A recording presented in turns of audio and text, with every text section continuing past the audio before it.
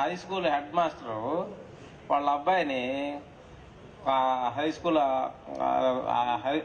5th class దాకా తన దగ్గర చదివించుకొని గ్రామంలో పనిచేస్తూ మా ఇక్కడే చదువుకుంటే వీళ్ళల్లో కలిసిపోతారా నువ్వు అని చెప్పి ఆయన దూరంగా బాగా సిటీకి తీసుకెళ్లి అక్కడ ఒక కార్పొరేట్ స్కూల్లో చదివించడానికి తీసుకెళ్తాడు. ఆ పిల్లవాడు, నానా నేను నిన్ను చూడందే ఉండలేను, అమ్మని చూడందే ఉండలేను, చెల్లెలను చూడందే ఉండలేనని ఆ మెట్ల మీద కూర్చొని ఏడుస్తాడు. నేను జారను, నేను ఇక్కడ రెసిడెన్షియల్ స్కూల్లో నేను ఉండను, నేను ఇంటికి రోజు మిమ్మల్ని నేను చూడాలా, నేనేం గోల్ చేయను నాన్న, నువ్వు చెప్పిన మాట వింటాను నాన్న, నన్ను ఎట్టయినా సరే ఇంటికాడ ఉంచు నాన్న, నా ఫ్రెండ్స్ ఉండారు, నేను అందరితో మాట్లాడుకుంటూ ఉంటాను అని అంటే వాళ్ళ నాన్న, నువ్వు పల్లెటూరులో ఉండి ఆ స్కూల్లో చదువుకుంటే ఏమవుతారా, నువ్వు వాళ్ళకి లాగానే తయారవుతావు, కాబట్టి నువ్వు ఇందులో చదువుకుంటే నువ్వు మంచి ఉద్యోగస్తులు అవుతారా, పెద్ద స్థాయిలో సెటిల్ అవుతారా అని బతిలాడి వాడిని బలవంతంగా అందులో చేరుస్తాడు. చేర్చిన తర్వాత వాడు అట్నే చదువుకుంటాడు, బాగానే చదువుకొని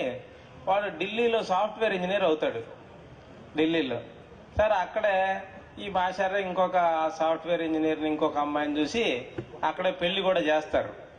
పెళ్లి చేసిన తర్వాత వాళ్ళకి 2 సంతానం కలుగుతారు. అంతలోకి ఈయన రిటైర్ అయ్యి ఇంటికాడ ఉంటాడు, భార్య చనిపోతుంది, అక్కడే కాలం గడుపుతూ ఉంటాడు. అప్పుడప్పుడు వచ్చి చూసిపోతూ ఉంటారు వాళ్ళు. సరే ఒకసారి నాన్నకు బాగాదు, అందువల్ల కుటుంబం మొత్తం అది భార్య పిల్లలు అందరూ వస్తారు. వచ్చినప్పుడు ఇక 2 రోజులు ఉన్న తర్వాత నాన్న నువ్వు కూడా బయలుదేరు అని చెప్పి బయలుదేరుతారు.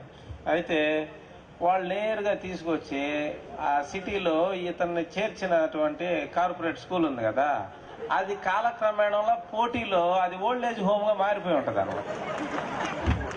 ఆడకు తీసుకొచ్చి ఆ మెట్లు వాళ్ళ నాన్నకు అర్థమైపోద్ది, నన్ను ఇక్కడ చేర్చడానికి తీసుకొచ్చాడని అర్థమైపోతే ఆ మెట్లు మీద, అరే నేను నిన్నేం డిస్టర్బ్ చేయనురా, నేను నీ బిడ్డలను డిస్టర్బ్ చేయనురా, నేనేమి అడగనురా, నేను నువ్వేం పెడితే అది తిని ఒక పక్కన ఉంటారా, కానీ నేను ఈ ఓల్డ్ ఏజ్ హోమ్ లో ఉండనురా అని అంటే వాళ్ళ అబ్బాయి అంటాడు, నా కోసం కాదు, నేను ఉద్యోగానికి వెళ్తాను, నీ కోడలు ఉద్యోగానికి వెళ్ళిద్ది, పిల్లలు చదువుకోవడానికి వెళ్తారు, నీకు టయానికి ఎవరు టాబ్లెట్లు ఇస్తారు, టయానికి భోజనం ఎవరు పెడతారు, నీ భవిష్యత్తు కోసమే నాన్న ఇదంతా,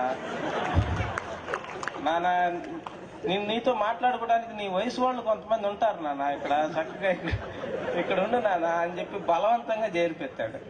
అంటే నేను ఇటీవల ఒక 20 సంవత్సరాల క్రితం రిటైర్ అయిన ఒక హెడ్ మాస్టర్ కోసం ఆయనతో పని ఉండి ఆయన కోసం వెళ్తా, ఆయన ఎక్కడున్నాడని వెతుక్కున్నా. 20 సంవత్సరాలు అయింది రిటైర్ అయ్యి ఆయన. వెళ్తే అతను ఆడ ఓల్డ్ ఏజ్ హోమ్ లో ఉన్నాడు. ఆయన ఒక ఓల్డ్ ఏజ్ హోమ్ లో ఉన్నాడు, ఒక మంచి హెడ్ మాస్టర్, చాలా మంచి పేరు ప్రఖ్యాతులు ఉండే ఆయన. అలాగే వాళ్ళ పిల్లలందరూ కూడా చాలా విదేశాల్లో సెటిల్ అయిపోయారు.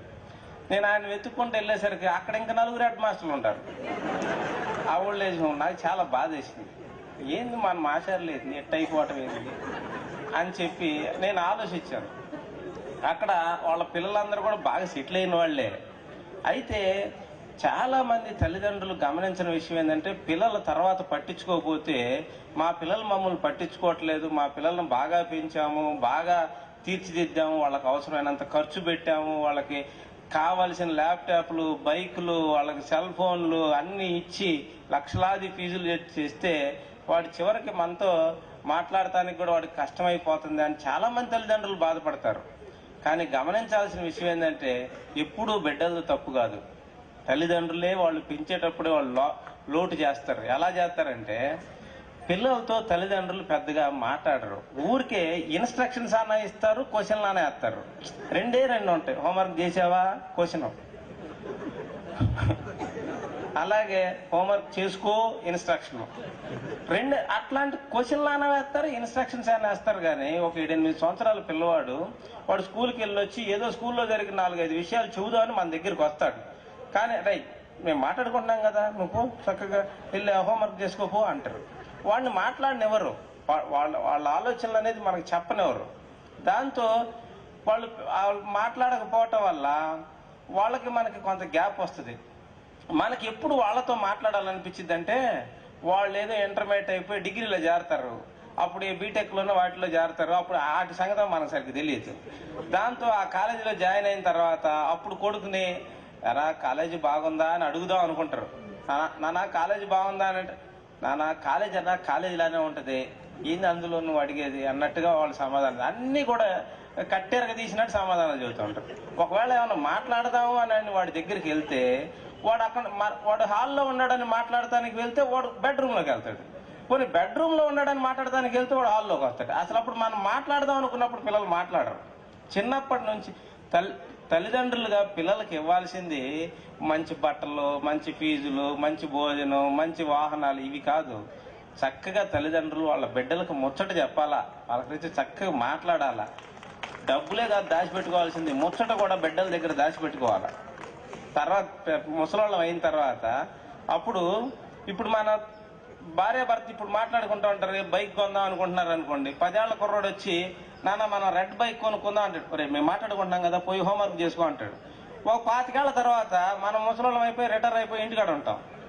అప్పుడు వాడు భార్య మాట్లాడుకుంటూ ఉంటారు, ఏం కారు కొందామని ఆలోచిస్తూ ఉంటారు. అప్పుడు వాళ్ళ నాన్న, అబ్బాయి ఇప్పుడు కారు కొనుక్కోవటం అంత ఇబ్బంది ఏమో అని అంటే, నాన్న మేము మాట్లాడుకుంటున్నాం కదా, నువ్వు ట్యాబ్లెట్ వేసుకున్నావా అంటాడు. అంటే నువ్వు ట్యాబ్లెట్ ఈ ముసలోళ్ళు అయింది ట్యాబ్లెట్లు వేసుకోవటం కోసం, పిల్లల్లో అయింది హోంవర్క్లు చేసుకోవటం కోసం. ఇలా జరుగుతుంది. ఇందులో మొత్తం సమాజమే కాదు, చదువుకున్న మనం కూడా ఇరుక్కుపోయామనే విషయాన్ని గమనించాలి. చదువుకొని విద్యా వ్యవస్థలోనే పనిచేస్తున్నటువంటి మనం కూడా నిత్యం మనం లేచిన కాడ నుంచి కార్పొరేట్ విద్య, అందులో సగానికి సగం పెట్టుబడులు మనయే, మరి ఎవరిని తిట్టుకోవాలి మనం? ఎవరిని తిట్టుకోవాలి చెప్పండి? ఎవరిని విమర్శించుకోవాలి మనం?